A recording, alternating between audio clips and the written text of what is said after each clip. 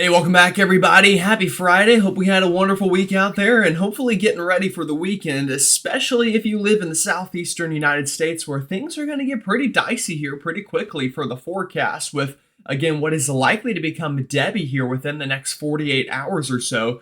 And again, impacts could be rough starting in Florida, but then potentially even into the Carolinas and Georgia. Impacts could potentially be even stronger there depending on track and obviously intensity as well. But again, going to break all that down for you in today's video. Now, if you haven't already subscribed, please do so. Also, like the video and comment. Let me know where you're watching from and what you're doing to prepare for any possible storm, whether that be this one or the potential of the next one. Again, hurricane season's just now really hitting the ground running. So we got a long way to go, and I'm sure Debby will not be the end of things. In fact, I can guarantee you Debby will not be the end of things. So again, a lot to kind of a marathon, I guess, ahead is the best way to put it. So with all that said, though, let's go ahead and start talking about some weather because there is a lot to discuss in today's video. And starting off with satellite loop right here next to me, here it is. Here is what is currently Invest 97L, likely to become tropical depression and then tropical storm Debby.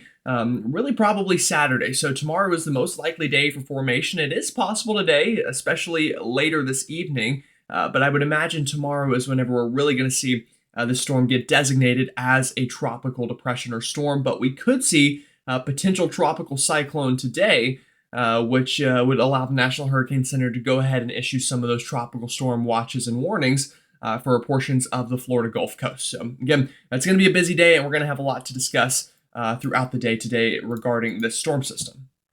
Now, if we zoom into this open wave a little bit more here, definitely getting a much better look today than we had the past couple of days. In fact, on satellite, you can kind of really start to see that spin a little bit more here within the storm. Again, it's still very broad. We don't have a defined low-level center yet, and we won't, again, probably until sometime tomorrow or maybe even, late tonight.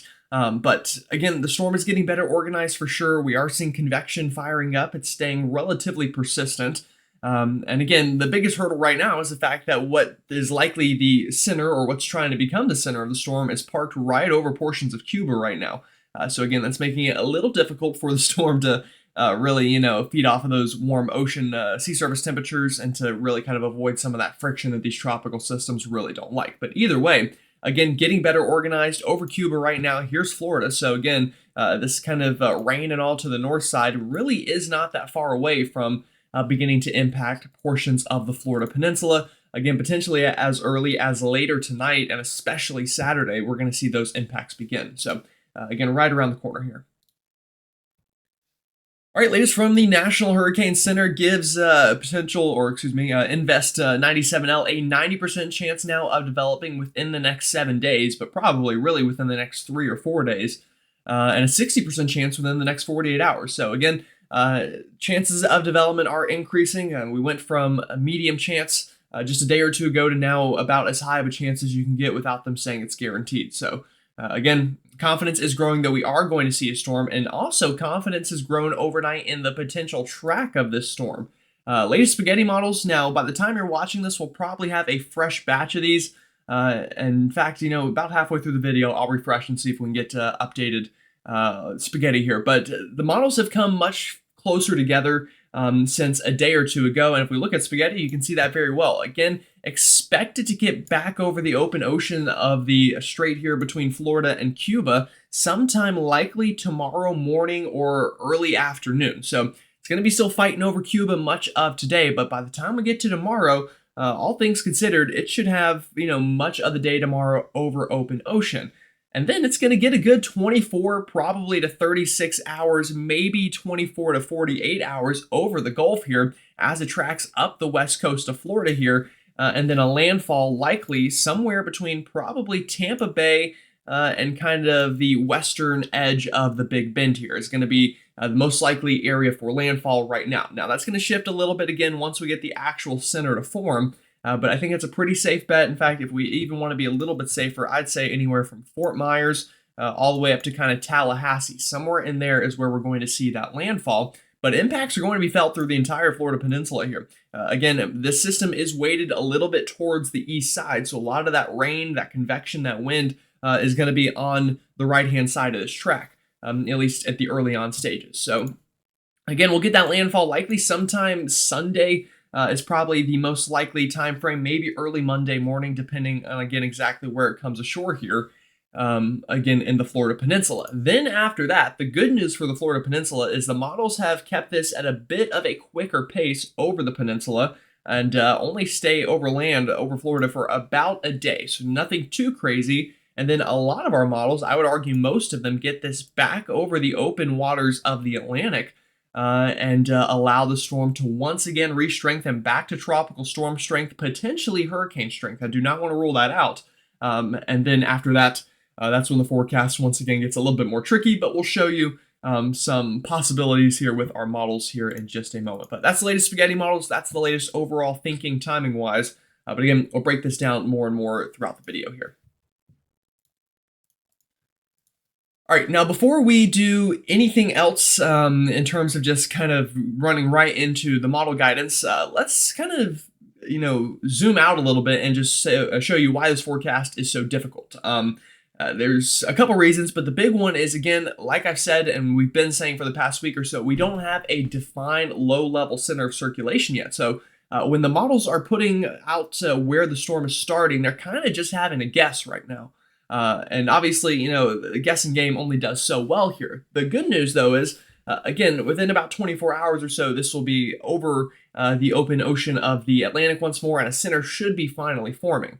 Now, I'm going to start the GFS and the Euro here at the same time on the same map, and I'm not going to run all the way through it, but I'm just going to show you the beginning here, and then we will run through them. So this map shows us steering currents and vorticity at the surface. So latest GFS indicates tomorrow morning, again, about 8 a.m. Eastern, so about 24 hours from now, we're going to have a storm here just off the northern coast of Cuba that is pretty well defined here at the surface. You'll notice that vorticity here showing up pretty brightly. So again, that's indicating that the storm is kind of really formed at that point. Now, at the same time, we've got this trough up here into the mid-Atlantic and into the Ohio River Valley. And we've kind of got that trough creating a gap between two high pressures here. So what's going to happen is this trough is going to pull this storm up and eventually try to pull it again across the Florida Peninsula. Now, the reason it's so important where this storm is forming is that's going to really determine how it interacts with that trough. If it forms here just south of the Florida Peninsula, it's going to get pulled inland quicker and then be a little bit further probably offshore by the time it crosses the Florida Peninsula.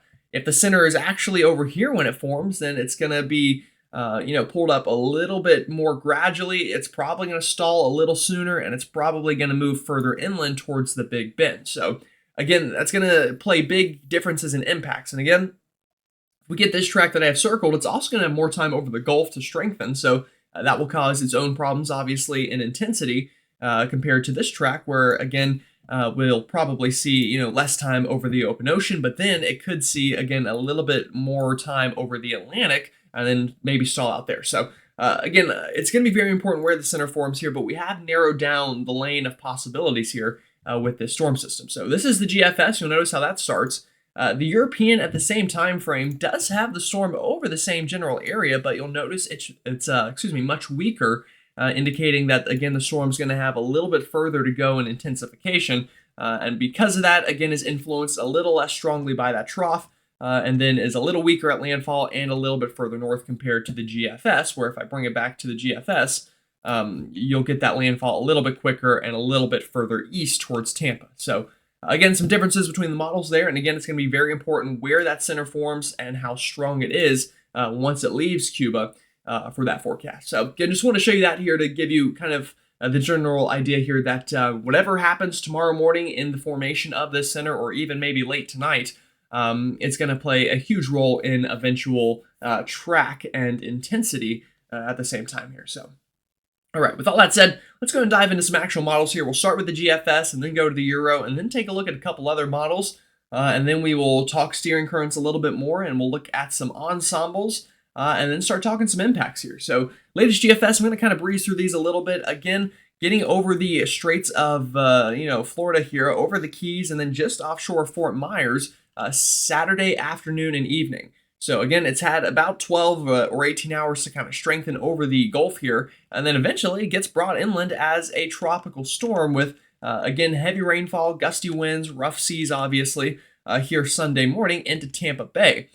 Now, it spends again most of the day Sunday, but then by the time we're at Sunday night, it's back out over the Atlantic Ocean here, just offshore of Jacksonville, and overnight Sunday into early Monday morning, we've got a strengthening tropical storm just offshore of Savannah here. Again, this would be bringing onshore flow for much of South Carolina and North Carolina, to be bringing some rain bands inland here as well along these coastal regions. And then getting into Monday afternoon here, the storm continues to strengthen and slowly crawl up the South Carolina coastline. By the time we're into Monday afternoon, just offshore of Myrtle Beach is a pretty strong tropical storm, getting close, not quite there, but getting close to hurricane strength, and then probably makes that jump to hurricane strength overnight Monday into Tuesday, and just kind of starts to slowly meander offshore from Wilmington, and then kind of tries to hook it back north and tries to make a second landfall in North Carolina here as probably a major hurricane. So again, it's going to be important where this system slows down. Does it move further inland here over the Big Bend of Florida and then kind of stall out over South Georgia and just kind of meander here and then hook it north? If that's the case, then we're really just going to have a rainfall threat and some severe weather. But if we get a solution like the GFS shows, where this kind of gets over the Atlantic a little quicker and then stalls offshore of the Carolinas, it's going to give the storm a lot more time to strengthen and then try to pull northward here. And the GFS, again, very close to a landfalling major hurricane, anywhere from kind of Wilmington up through the Outer Banks. And again, North Carolina kind of sticks out here compared to some of the other states. So a landfall would not be surprising. And then the GFS continues to strengthen this and finally kick it on out of here by the time we'll get into later next week. So that's the GFS model. That's the latest from that. The European model, again, same story Saturday. A slowly strengthening tropical wave here just offshore of Florida along the Gulf Coast. Although, again, that center is a little bit further west here as it starts a little weaker, feels a little bit less influence from that trough, and has time to, again, drift a little more northerly than northwesterly, and kind of stalls out a little bit more over the Gulf due to that lack of steering currents. And it's not making landfall into the Big Bend of Florida as, again, a weak tropical wave, maybe a tropical depression or storm, until, again, early Monday morning. So, again, still would see impacts in the Florida Peninsula in terms of rainfall, still would see some gusty winds and some stronger storms, and obviously, again, still rough seas no matter what. But it would be prolonged, the impacts here. We would see rain longer as the storm, again, crawls a little bit slower, and doesn't make, landfall, if that's what we want to call this, until early Monday morning. Now, what happens next is, again, the storm kind of stalls out because it didn't strengthen quite as quickly. It didn't feel the influence of that trough, but it does eventually get back over the Atlantic here sometime Tuesday. So everything on the European is delayed by about 24 to 36 hours compared to the GFS. And then we see that track again meandering just off the coast of South Carolina, slowly strengthening, crawling up the Carolina coastline, back up to pretty strong tropical storm strength here. And again, then, like the GFS, moves it inland over North Carolina and up towards the Raleigh area. So again, impacts would be similar to the GFS, just a little bit later and a little bit weaker across the board as this slowly crawls up the Carolina coastline, bringing constant onshore flow, constant rainfall, and gusty winds, especially with that GFS solution. So those are the two main models, and that's kind of what we're seeing. Again, they're not in complete disagreement. There are obviously disagreements, but closer than we were probably a day or so ago. So definitely some good news there here when forecasting the system. Now, the AI Euro and the rest of the models I'm going to kind of breeze through a little bit quicker. But here we go. Again, same general idea as the European, although I would argue this one's kind of the middle ground between the GFS and the Euro. It's a little bit stronger than the Euro. It's a little bit closer to the GFS track, but not quite all the way. Again, landfalling tropical storm into the Big Bend of Florida here, overnight Sunday into Monday, then crosses up near Jacksonville, up near Savannah, and gets back offshore of South Carolina Monday evening. So again, a good 18 hours or so over the southeast overland before re-strengthening into a tropical storm here. And again, similar to the GFS, getting up to hurricane status and then working into eastern North Carolina as it crawls up the Carolina coastline. And again, impacts would be felt pretty widespread here. And I'll show you those impacts again later on here in a moment. Probably will be a little longer than a moment to be honest with you. But again, we'll be watching out for that. And then even this model kind of crawls it up through the Mid-Atlantic. And I'm not forgetting you folks in the in the Mid-Atlantic. But we're gonna need another day or two. And again, I'll probably go live tonight. So if you want to tune into that, I'll kind of expand the map here a little bit and talk more in depth on places like the Delmarva and up through the I-95 corridor. But just know we kind of got to wait and find out what happens tomorrow with the formation of the center before we really know impacts up that way. So, all right. A Canadian model, kind of similar to the model I just showed you. Again, a weak tropical storm making landfall a little bit earlier here than the other models. This is really like Sunday morning or afternoon here into the Big Bend. And then again, meanders a little bit, but strengthens as it's right along the South Carolina coast here early Monday morning, and then slowly moving up the North Carolina coast into the Outer Banks, and then out of here by Wednesday. So a little bit quicker on the Canadian, a little bit weaker. Obviously a solution that we would hope for, but again, still impacts nonetheless. All right, Icon model, or the German model, this just ran this morning as well. Again, starts the storm a little bit further west and gets that low developing, and thus we've got a tropical storm again making landfall early Monday morning here into the Big Bend of Florida near Apalachicola, and then again kind of slowly crawls across the Florida Peninsula and is back offshore of Georgia and the Carolinas early Tuesday morning as a pretty strong tropical storm here, and strengthens pretty significantly into major hurricane status here throughout the day Tuesday as it rides up the South Carolina coastline, and then into early Wednesday morning just offshore of Wilmington. If you look at these last couple of frames, kind of tries to turn it northward there. So again, kind of similar to the GFS. If I'm watching anywhere, obviously Florida's going to see impacts no matter what, but if I'm really concerned for big time impacts, anywhere from kind of Charleston up through the Outer Banks has, I think, the highest potential of hurricane potential. So especially you folks in Myrtle Beach, Wilmington, and the Outer Banks, kind of that area, this could be a feisty storm. And we've had plenty of storms crawl up the coastline, but I would argue this one has higher potential to make an actual landfall, just due to the weaker steering currents. This isn't going to be booking it out to sea necessarily. It's going to kind of be crawling and meandering near that coastline. And then whenever it finally does feel influence from steering currents, it may actually turn it north again, as some of these models are suggesting, compared to out to sea. So obviously, listen to your local emergency management departments. I'm sure the state of South Carolina, Georgia, and North Carolina are probably going to begin to hold press conferences here, especially tomorrow and over the weekend. But with a storm like this, obviously, we'd probably see some evacuations along portions of the Carolina coastline. So, just really, really keep an eye to the sky here and pay attention. All right, I'm also going to show you our latest hurricane model, the H-Wharf, and we'll start this again Saturday, kind of late morning into early afternoon. Here is the center of the low. Here's the Florida Keys. Here is Cuba. Again, I know this map's a little messy, but just to kind of give you your bearings here. And here we go. Storm strengthening, again, gets up to tropical storm status, borderline hurricane, but strong tropical storm status Sunday afternoon right into Tampa Bay. So obviously we would see problems here. We'd see, again, some storm surge issues into Fort Myers, into Port Charlotte, into, again, portions of Tampa Bay here. Strong squally weather throughout the entire peninsula, especially here kind of close to the I-4 corridor throughout the afternoon Sunday here. And again, basically, the H-Wharf is just a little quicker with the intensification, kind of brings that rapid intensification. So it's not over water longer necessarily. In fact, again, it kind of hooks inland pretty quickly, but the H-Wharf is latching onto that lack of wind shear, lack of dry air, and those very warm sea surface temperatures. And again, it's a very real possibility we do get rapid intensification. In fact, the ship model, which I don't have pulled up here, but it kind of measures the chances of that rapid intensification. It's kind of been leaning in that direction. So don't let your guard down for potential like this. Again, time will be a factor, so probably Category 1 status would be the ceiling, I would imagine, if we get a landfall as early as Sunday afternoon. But again, cannot completely rule it out here. H-Wharf, though, again, moves it inland over North Florida throughout the overnight Sunday into Monday, and then back offshore of Savannah and Jacksonville early Monday morning. And look at this onshore flow here. We've got very strong banding here of that flow into Charleston Harbor, into Savannah, even up towards Myrtle Beach. And if you're watching from Charleston, you just know you don't want this. This is not something you want. Just an afternoon thunderstorm floods that city, let alone a strengthening tropical storm riding up the coast. And here we go. re-strengthening, and during the afternoon Monday, during Tuesday, parked just offshore here of Myrtle Beach. A strong onshore flow into the Grand Strand, into Jacksonville area of North Carolina, and up into the Outer Banks.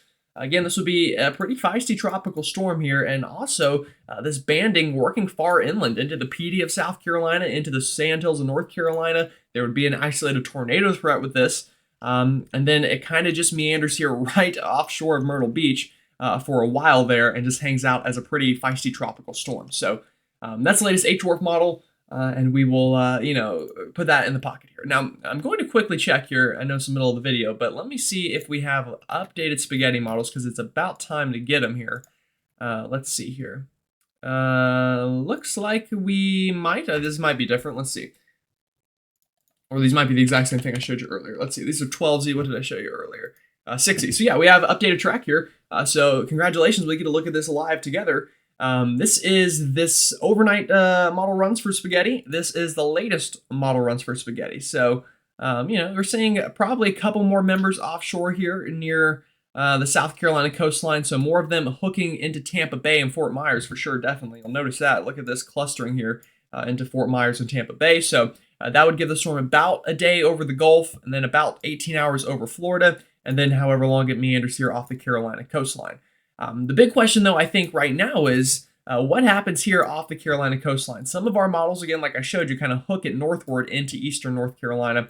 That'll be something we have to watch out for, definitely. But that's the latest, the spaghetti model. So congratulations. We get to watch that together. All right.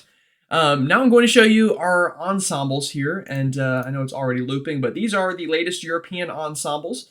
And here we go. Let's take a look at these. You'll notice, again, same general idea. I'm not going to beat a dead horse here. It's more spaghetti. But most of them, again, curving this up towards the Big Bend of Florida. Although, again, we'll see if the trend today is more Fort Myers, Tampa Bay. I imagine it just might be. And then, again, kind of moves this up into the Carolina coastline and strengthens it off the Carolina shore. So most of these members are relatively weak, but we'll see. Obviously, models struggle more with intensity than track usually. They've already struggled enough with track. So we will see. But that's the European and its ensemble members, GFS and its ensemble members. Again, start the process similar here, move it up again more towards Tampa Bay, Fort Myers, then get it off the coast of the Carolinas. And then again, a lot of these kind of meander for a little bit or hook it into eastern North Carolina. And you'll see more of these members strengthen it compared to the European. And then a lot of them finally exit this offshore of the Northeast, where again, we could see impacts there as well. But we'll know a little bit more about that probably come tomorrow.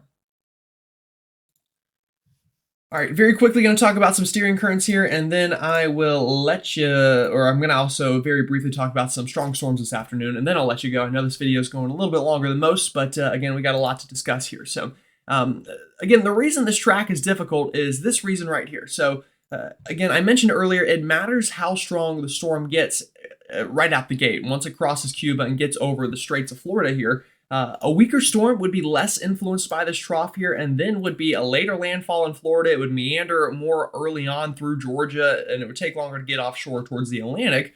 A stronger storm is going to want to pull northward or poleward a little quicker. It's going to feel the influence from this trough a little bit more.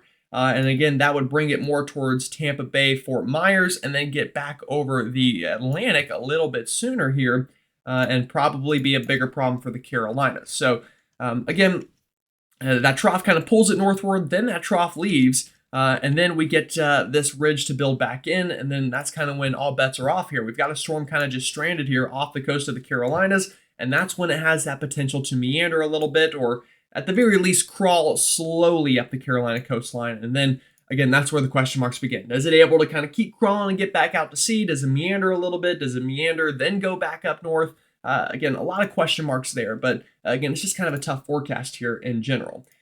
Now, one thing I do know for sure, I can guarantee you, is it's going to rain, and it's going to rain a lot here throughout the Florida Peninsula and probably up through coastal sections of Georgia, South Carolina, and North Carolina. This is rainfall throughout the next 7 days. Again, widespread areas, probably of half a foot of rain through the Florida Peninsula, up the I-95 corridor through Savannah, Charleston, Myrtle Beach, Wilmington, and even up through the Outer Banks there.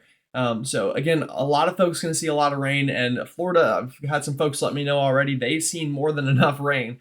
So probably not looking forward to more, and again, going to cause flooding concerns, especially places like Charleston. Again, it's like clockwork. If you get more than a couple inches, let alone half a foot of rain, you're going to see problems. And even if we move this up through the mid-Atlantic, again, heavy rainfall totals through the Outer Banks, probably even some pretty good rain along the I-95 corridor here, although that might not be entirely caused by this tropical system, but either way, still a rainy week ahead. So again, rain is something I can almost guarantee. Winds, again, it's going to depend. How strong is the storm? What is the track that it takes here? We take a look at the latest GFS model for wind gusts. Again, it's going to start to get breezy over the Florida Peninsula Saturday afternoon. Again, out here near Miami, winds gusting up near 30 miles an hour. Nothing we're not used to, but still gusty nonetheless. Now, we bring this further ahead into time near landfall overnight, or this would be, Sunday morning, sorry. So a little bit before landfall, but still, you notice a lot of these stronger winds, these gusts picking up near 40 miles an hour through much of the Florida Peninsula. Did not mean to take a sounding. Sorry about that. Again, would cause some gusty winds, and then eventually this moves up the Carolina coastline, and winds start picking up Monday here through Charleston, Myrtle Beach, gusting near tropical storm strength. Same story for Wilmington. And then again, those winds really pick up here by the time we get into early Tuesday morning as the storm strengthens off the Carolina coast. Again, tropical storm strength winds battering the coast for probably a good day or so. Stronger winds offshore here, but as that storm tries to move inland, again, could get grazed by these very strong winds near hurricane strength. Obviously, if it makes landfall, we'll definitely feel those winds sometime early this week. And then, again, stays breezy in North Carolina, makes basically a landfall in the Outer Banks here as a strong hurricane. Again, winds gusting up near hurricane strength, and then eventually hooking it out to sea, and could see some breezy conditions in the northeast as it kind of becomes a little more extra tropical. But again, those are potential impacts. And again, don't take that home. Don't assume that that's exactly what's going to happen, but that is a very real potential. All right, very quickly going to round out with some ongoing things here, and I'm really not going to take a lot of time on this, but just know more of the same today that we've seen the past couple of days. In fact, we do have a marginal risk of severe weather here, and I cannot continue to pick a color that works, sorry. A marginal risk of severe weather, though, through the Ohio River Valley and the Mid-Atlantic for these rounds of showers and storms. And again, that trough is kind of trying to work on through a little bit right now. So it's the same trough that's going to try to pick up Debby here. And again, that's going to be a problem. Another thing today is it's going to be hot from the I-95 corridor, Boston, all the way down through Florida into the deep south of Louisiana, Arkansas, Texas, Mississippi. Just another very hot afternoon. Again, it's summer in the south. Nothing too surprising there. All right, very quickly running you through this afternoon. Here we go. Again, the storm's likely to develop and probably really explode over the mid-Atlantic from the Carolinas northbound up through Pennsylvania, New York, and even the Northeast. And again, main threat will be strong straight-line winds, some small hail as well, and never rule out a tornado. But again, it's a non-zero chance today, just meaning it's not zero, but it's pretty close to zero. So again, those storms continue during the evening, during the overnight hours of our... actually, I just realized I skipped a whole day. Sorry, that was Saturday. This is Friday. Here come the storms, again, developing this afternoon from the, I was going to say, I thought that looked a little heavy on the Mid-Atlantic, but the Ohio River Valley to the Mid-Atlantic could see strong storms today. Again, same threats that I mentioned earlier. Those die off a little bit in the overnight, but here we go Saturday afternoon. More storms fire and develop here, and also that rain beginning over the Florida Peninsula as, again, what would be trying to form as Debby would be working on through. Again, just a rainy day probably for much of the I-95 corridor. Not for everyone. Again, it's going to be more, scattered in nature through the Mid-Atlantic and Northeast, but again, likely most of us are going to see rain, and then that gets us into overnight Saturday into Sunday, and again, here is Debby on the horizon. Alrighty, so again, told you I wasn't going to spend long on that. We spent enough talking about hurricanes here, but I appreciate y'all tuning in. Again, if you like the video, please hit that like button and subscribe if you haven't already. We are trying to get to 10,000 by the end of hurricane season, and we've seen some pretty great growth over the past couple of days, and we're going to try to keep that up. So y'all have a wonderful rest of your Friday it is, and I'll see you all next time.